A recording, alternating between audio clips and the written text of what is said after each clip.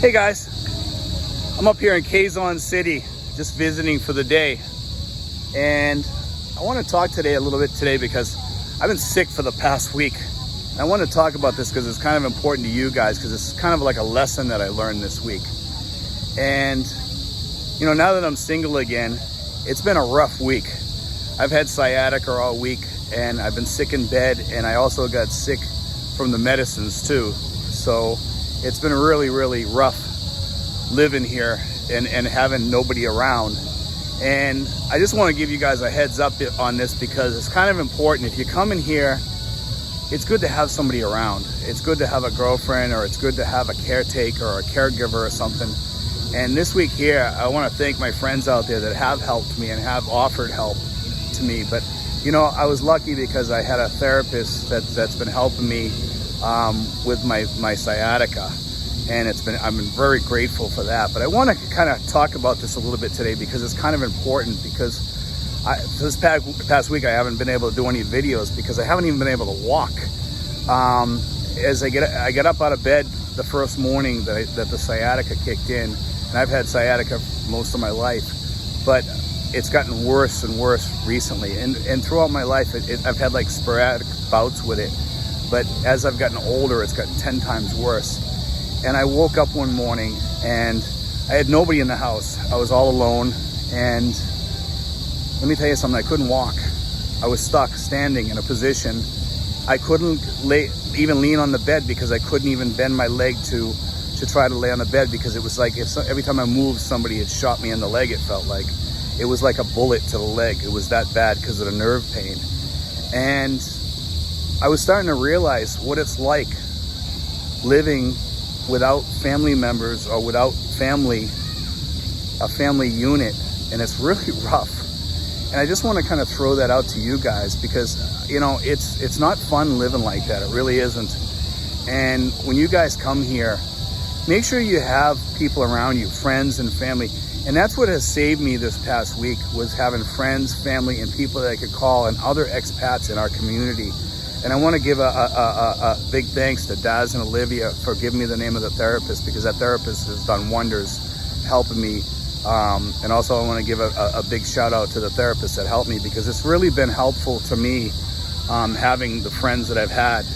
And, you know, without that, I probably wouldn't be standing here right now. I'd probably still be in bed right now. But that has helped me, you know, and it's really great having an expat community around you. And make sure you form friendships here of people that will help you, or help call people, or try to get in touch with people that can get you help. I was lucky enough to get a therapist that has helped me and done wonders with my legs. If it wasn't for her, I probably wouldn't have been up and walking today. And you know, it's been a rough week, and I'm sure this week ahead of me is going to be rough too. But guys, plan when you get over here. Make sure you always have some emergency money when these things take place, because life gets a little bit more costly too. You know, when you have to have a therapist come over to the house, or you have to do things or order food out or what have you, it gets a little bit costly. Even in the Philippines, it can be costly, trust me. You know, I found this week to be kind of expensive. You know, I'm up here in QC today, and I'm up here, and my hip is really, really painful. Anybody that has sciatica knows it goes down through the hip from your back, down into your hip, into your leg, and it goes all the way down the back of your leg, and it can be very, very excruciatingly painful. And for me, even now, this week here, even though I'm up here and I'm on like kind of a mini vacation up here, up in the Manila area, and I'm wandering around up here, I'm trying to get out walking every day, and it's been rough, you know, and I'm actually kind of enjoying it here. And I'm at this place in QC, you can probably see behind me. It's a big, huge tower here, and it's in the middle of like a circle. It's a beautiful, big park in the middle of a circle. And you can see here too, behind me, it's some beautiful lights. You can walk down through here at night. This place is open 24 hours. And it's just been kind of a beautiful, day up here today. I just got out at night because we went out to eat at the mall for a while, me and my friends, and we had a great time today. And you know, I've got to see some of the side areas here in Manila and in QC also. And I'm at this place here, and I'll show you this place here. It's really cool. And I got to see what poverty is really like. I've seen poverty, of course, here from living here in the past 5 years, but walking through the neighborhoods of Manila and QC this past couple days, and I'm going to try to show some of that tomorrow possibly, depending on the rain situation here, because we have a typhoon at sea. I want to show that probably tomorrow if I get a chance, or Sunday.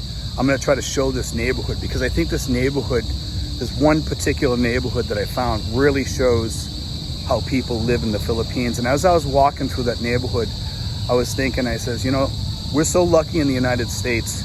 We're even lucky in the Philippines as expats, because some of the people, the way they live here, I mean, I was watching rats run across the street the size of cats, and I'm not exaggerating. There was some big rats running around, and I was like looking at them, and to the people there, they seemed like it was normal, you know. And I can understand that, because when you grow up in poverty, you just kind of get adjusted to it. It's like it's not a big deal to you, you know. And we as Americans have a hard time adjusting and living to that. But imagine if you had to adjust to that type of poverty.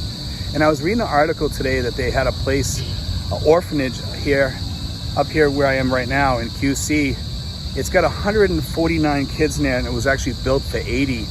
And I guess the government closed it down because of some sort of violations or something like that. And I'm not sure what's going to happen to those kids, but I was really like wondering about those kids, because there's 149 kids, I believe it was, and they were closing down that orphanage. And I was like, man, where are they going to put these kids? Because there's so many kids up here in QC that are living in the streets here. And anybody that has a heart, you know what I'm talking about. When you see these kids living in the streets, you got to give them something.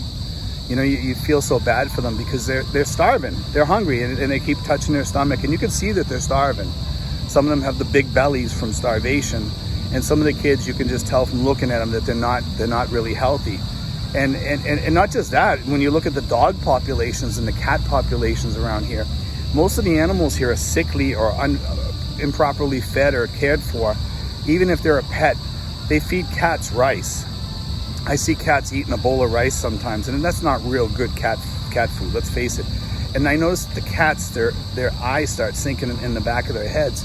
You know, when you think about poverty, man, you know, it's really difficult contemplating some of these things sometimes, that you know, you see these things and it troubles your heart, you know. And this week here, it's kind of opened my eyes a lot about more things that I can try to help out here in the Philippines, and possibly that you guys can help out with.